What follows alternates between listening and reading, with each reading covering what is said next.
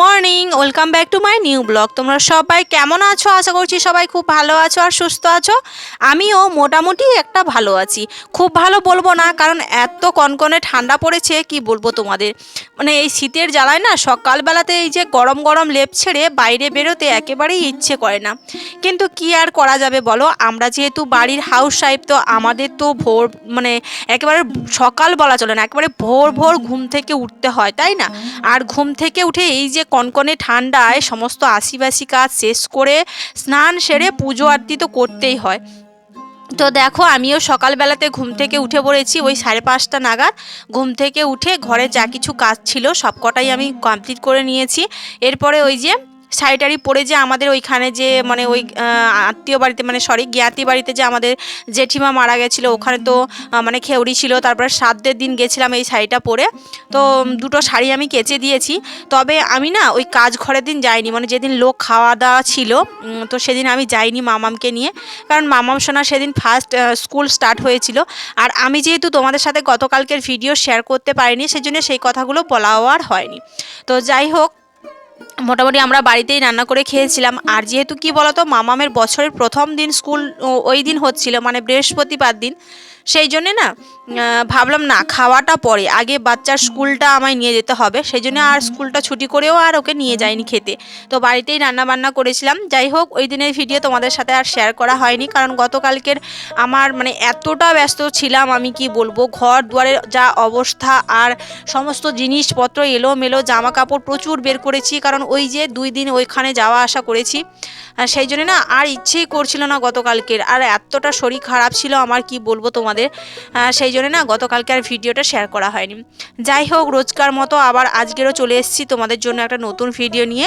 তো ব্লগটা কন্টিনিউ করতে থাকো, আশা করছি আজকের ব্লগটা তোমাদের অনেকটাই ভালো লাগবে। তো সকাল সকাল দেখো, স্নান তো করেছি, কিন্তু এতটা ঠান্ডা লাগছে কি বলবো। আর চাদর সোয়েটার পরলে না আমি কোনো কাজই করতে পারি না। সেজন্য দেখো, মাথার চুলটা আমি একটা গামছা মানে খোপা করে নিয়েছি আর একটা ওড়না গায়ে দিয়েছি, তবুও আমার ভীষণ শীত করছে। যাই হোক, এই ঠান্ডার মধ্যে তোমরা কেমন রয়েছো বলো। তোমরা বড়রা যেমন থাকো না কেন, অবশ্যই বাড়ির বাচ্চাগুলোকে সবাই খুব শত সাবধানে রাখবে। কারণ এখন যা ঠান্ডা পড়েছে আর ওয়েদারটা ভীষণ ভীষণ ঠান্ডা ঠান্ডা ওয়েদার। তো বাচ্চাদের সর্দি কাশি জ্বর হলে পরে না ভীষণ শরীর খারাপ হয়ে যায়, তাই না? তো এদিকে দেখো, আমি সকালবেলাতে রান্নার জোগাড় মানে শুরু করে দিয়েছি। জোগাড় বলতে কি বলতো, আজ তো মামামের আবার স্কুল রয়েছে, আজ যেহেতু শুক্রবার। তো সেই জন্য ভাবলাম ওকে যখন স্কুলে দিতে যাব, তো সকালবেলাতে একটু শাকগুলো তুলে রাখি। তো টক শাক আমি তুলছিলাম।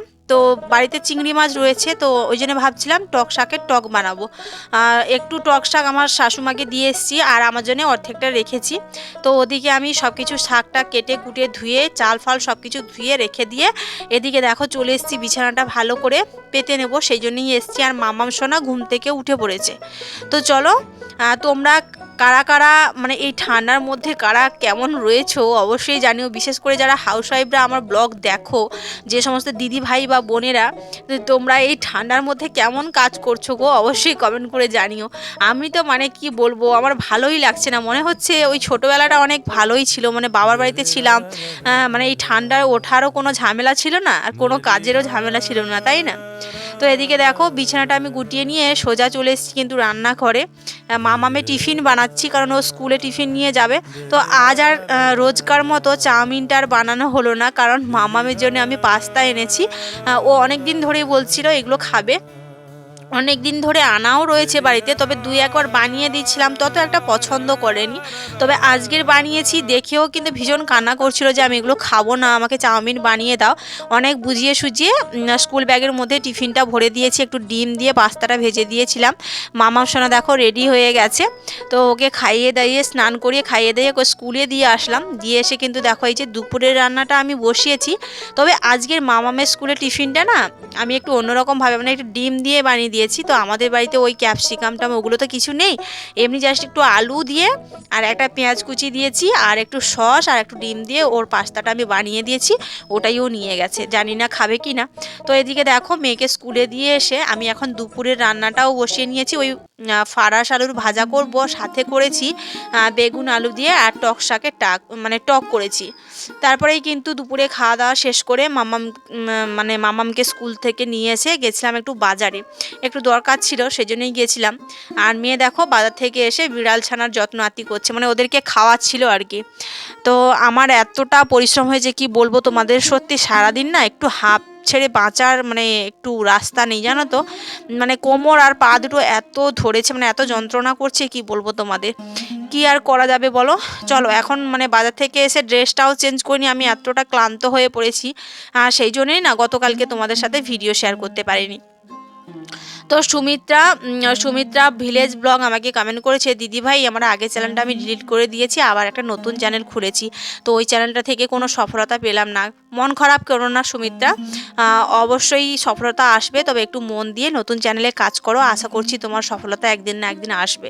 তো এদিকে দেখো বাজার থেকে আমি একটু এনেছিলাম সিঙ্গারা, আর মাম্মাম বলেছিল ওই বাঁধাকপির পকোড়া খাবে, তো এনেছি।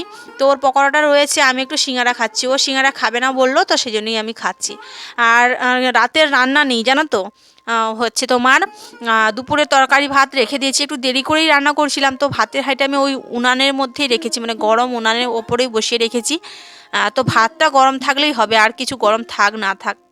আর এত পরিমাণে ঠান্ডা পড়েছে কি বলবো তোমাদের। এদিকে মেয়ের কাণ্ড কারখানা দেখো, পেটে ব্যথা করছে, আমাকে ওষুধ দাও বলে গ্যাসের ওষুধ খেয়ে নিচ্ছে, মানে ওই হজমের ওষুধ। তো চলো বন্ধুরা, তোমরা এখনও মানে কারা কারা আমার চ্যানেলটা সাবস্ক্রাইব করোনি, প্লিজ আমার চ্যানেলটা সাবস্ক্রাইব করে নিও। আর অবশ্যই তোমরা সবাই আমার পাশে থেকো। আর যারা আমার পুরনো বন্ধু রয়েছে তোমাদের তো আমার তরফ থেকে অনেক অনেক শুভেচ্ছা ও ভালোবাসা। এদিকে দেখো রাজাকে এই যে বিছানার উপরে তুলে দিয়েছে, রাজা রনি সারাক্ষণ আমার বিছানার উপরে লাফালাফি করতেই থাকে। কি আর করা যাবে বলো, ওরা তো মানে ওদেরকে আমরা ভালোবাসি বলে কিন্তু ওরা এভাবেই মানে আসে আর কি, খাটের উপরে ঘুমিয়ে থাকে। এখন এই যে ঘুমিয়ে যাবে, যায় একেবারে রাত 10টার সময় উঠে খাওয়া দাওয়া করে তারপরে একটু আবার মানে ঘোরাঘুরি করবে। এখন এই যে খাটের উপরে উঠে গেল।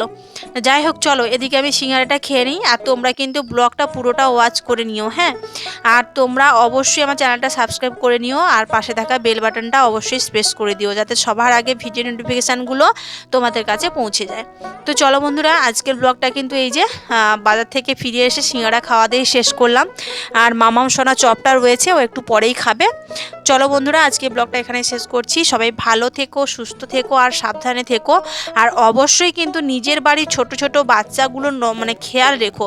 মানে এত ঠান্ডা পড়েছে, আমার মাম্মাম সোনাকে না আমি সারাক্ষণ নজরে নজরে রাখি, কারণ কি বলতো, বাচ্চাদের শরীর খারাপ হলে না, আর সত্যি কথা বলতে বাড়িতে রান্না বান্না খাওয়া দাওয়া সব কিছুই কেমন, আর ঘুম সব কিছুই যেন কেমন উড়ে যায় জানো তো। সেই জন্য নিজের বাচ্চাদের একটু খেয়াল রাখা, বিশেষ করে শীতকালে একটু খেয়াল রাখা, একটু যত্ন রাখাটা বিশেষ করে আমাদের সবারই প্রয়োজন, তাই না? তো চলো আজকে এখানেই শেষ করছি।